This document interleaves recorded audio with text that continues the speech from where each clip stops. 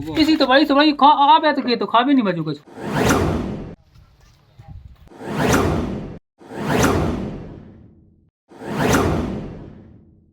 आज हम आपको दिखाएंगे उस आंधी का तांडव जिसने पूरे गांव को झकझोर कर रख दिया है।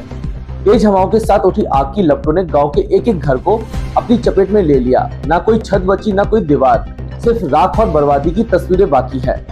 कैसे देखते ही देखते पूरे गांव खाक हो गया, देखिए इस ग्राउंड रिपोर्ट में। तेज रफ्तार से आए आंधी तूफान के बाद आग ने भी तांडव मचाया। आग लगने से 25 से ज्यादा किसानों के घर जल गए।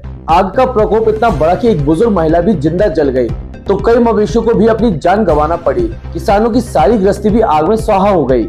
मामले की जानकारी लगते ही अधिकारी मौके पर पहुंचे, लेकिन उससे पहले ही सब कुछ राख हो चुका था। छतरपुर में शनिवार को दिन में पहले आंधी तूफान ने अपना रुद्र रूप दिखाया। तूफान जब शांत हुआ तो शाम होते ही आग ने भी तांडव शुरू कर दिया। आग ने करीब 25 से ज्यादा घरों को अपनी चपेट में ले लिया। आग की लपटों को देखकर किसान चीखते चिल्लाते रहे। आग लगातार एक गांव से दूसरे गांव तक पहुंच गई और 25 से ज्यादा किसानों के घरों को तबाह कर दिया। एक घर में अकेली सो रही बुजुर्ग महिला आग में जिंदा जल गई। जिले से 80 किलोमीटर दूर घुआरा तहसील के मजरा छुल्ला गांव में खेतों में नरवई जलाने के कारण आग लग गई। धीरे धीरे आग तेज हवा के कारण फैलती गई और दूसरे गांव पहुंच गई।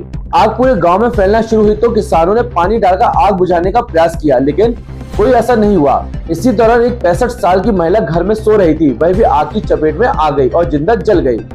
इसके अलावा 3 बच्चे 2 महिलाएं भी आग में झुलस गई।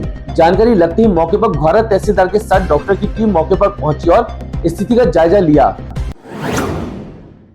मरीज थी एक जिसका नाम है गुलाब बाई जी, जिनकी उम्र थी 65 वर्ष, जो कि गांव कौन सा है, चिरौला गांव की रहने वाली थी, जिसको मतलब आग की वजह से इनकी मतलब डेथ हो गई है जी। और इनको अभी पोस्टमार्टम के लिए बड़ा मलहरा भेज दिया गया है। बचाव कार्य किया जा रहा है। विगत पिछली रात को चिरौरा गांव में घुआरा तहसील में आगजनी की घटना हुई है, जिसमें कुछ मकान जल गए हैं। उसके अलावा एक जनहानि हुई है। उसके अतिरिक्त कुछ पशुओं को भी हानि हुई है।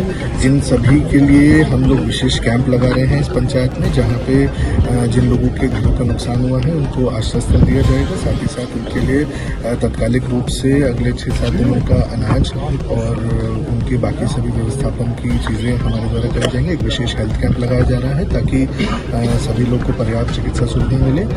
पशुओं की जो हानि हुई है उसके लिए भी वेटनरी के डॉक्टर यहाँ पे मौजूद हैं, उनके द्वारा सभी पशुओं का उपचार किया जाएगा। इसके अतिरिक्त आरबीसी के तहत जितना भी लोगों का मकान की क्षति हुई है, फसल की क्षति हुई है, उस सबका मुआवजा अगले 3-4 दिन के अंदर कैलकुलेट करके सभी